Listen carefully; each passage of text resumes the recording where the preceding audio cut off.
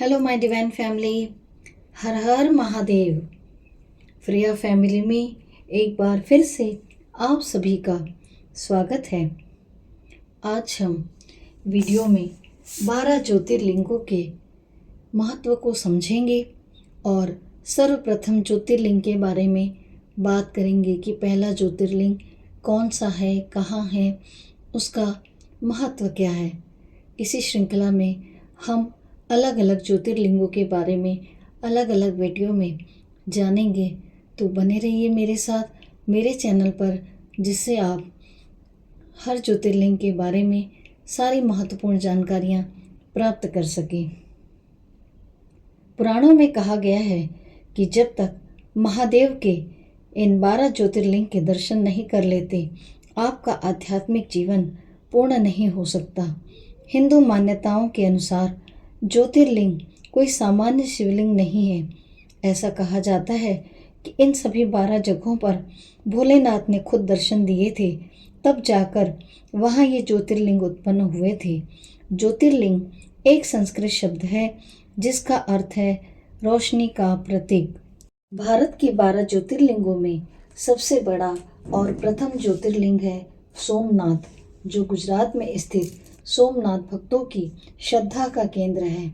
ये ज्योतिर्लिंग सिर्फ पवित्र ही नहीं बल्कि बहुत ही मूल्यवान भी है।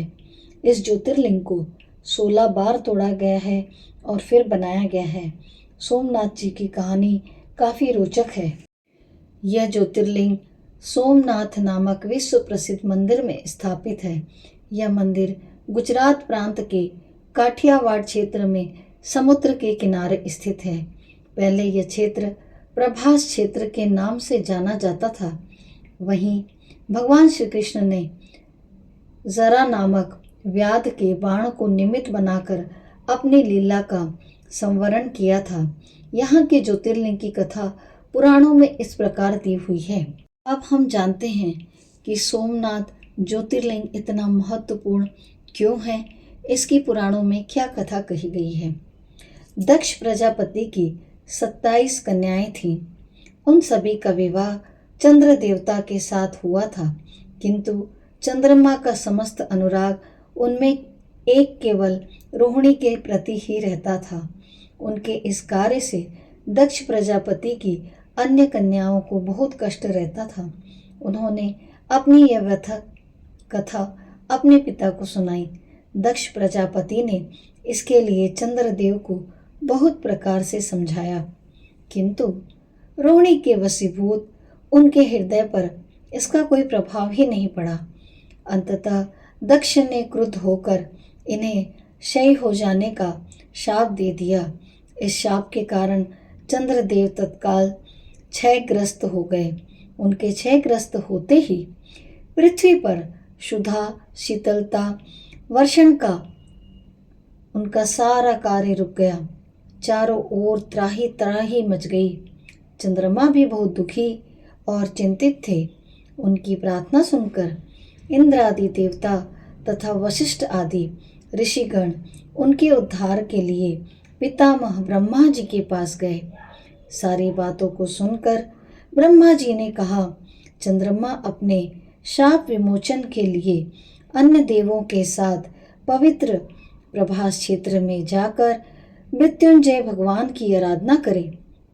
उनकी कृपा से अवश्य ही उनका शाप नष्ट हो जाएगा और ये रोग मुक्त हो जाएंगे।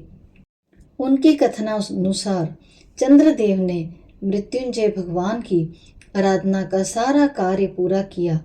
उन्होंने घोर तपस्या करते हुए 10 करोड़ मृत्युंजय मंत्र का जप किया। इससे प्रसन्न होकर मृत्युंजय भगवान शिव ने उन्हें अमरत्व का वर प्रदान किया। उन्होंने कहा, चंद्रदेव तुम शोक न करो, मेरे वर से तुम्हारा शाप मोचन तो होगा ही, साथ ही साथ प्रजापति दक्ष के वचनों की रक्षा भी हो जाएगी।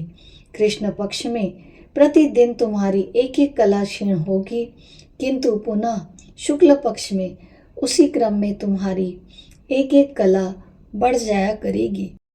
इस प्रकार प्रत्येक पूर्णिमा को तुम्हें पूर्ण चंद्रत्व प्राप्त रहेगा।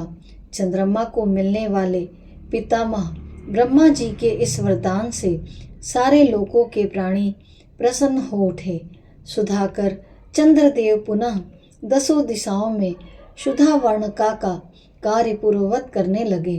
शाप मुक्त होकर चंद्रदेव ने अन्य देवताओं के साथ मिलकर मृत्युंजय भगवान से प्रार्थना की कि आप माता पार्वती जी के साथ सदा के लिए प्राणियों के उद्धारार्थ यही निवास करें। भगवान शिव उनकी इन प्रार्थना को स्वीकार करके ज्योतिर्लिंग के रूप में माता पार्वती जी के साथ तभी से यहाँ रहने लगे। पावन प्रभास क्षेत्र में स्थित इस सोमनाथ ज्योतिर्लिंग की महिमा महाभारत, श्रीमद् भागवत तथा स्कंद पुराण आदि में विस्तार से बताई गई है। चंद्रमा का एक नाम सोम भी है। उन्होंने भगवान शिव जी को ही अपना नाथ स्वामी मानकर यही तपस्या की थी। अतः इस ज्योतिर्लिंग को सोमनाथ कहा जाता है।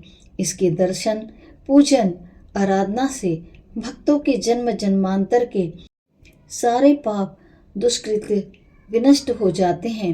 वे भगवान शिव और माता पार्वती की अक्षय कृपा का पात्र बन जाते हैं। मोक्ष का मार्ग उनके लिए सहज ही सुलभ हो जाता है। उनके लौकिक परलौकिक सारे कृत्य स्वयमेव अनायास सफल हो जाते हैं। यह थी महिमा प्रथम ज्योतिर्लिंग सोमनाथ महादेव की। अगले वीडियो में हम दूसरे ज्योतिर्लिंग के बारे में जानेंगे कि दूसरा ज्योतिर्लिंग कहाँ पर स्थित है और उसकी महिमा क्या है। अभी सावन महीना आने वाला है। अगर आप ज्योतिर्लिंगों के दर्शन का प्लान कर रहे हैं, योजना बना रहे हैं, तो 1 बाय 1 एक एक ज्योतिर्लिंग के दर्शन अवश्य करें और अपने जीवन में आध्यात्मिक उन्नति करें, महादेव जी की कृपा प्राप्त करें। मिलते हैं फिर बहुत जल्द नए वीडियो के साथ। वीडियो के अंत तक बने रहने के लिए आप सभी के साथ और आशीर्वाद के लिए मैं आप सभी का हृदय से आभार व्यक्त करती हूँ। सोमनाथ महादेव की हम सभी पर कृपा बनी रहे। हर हर महादेव।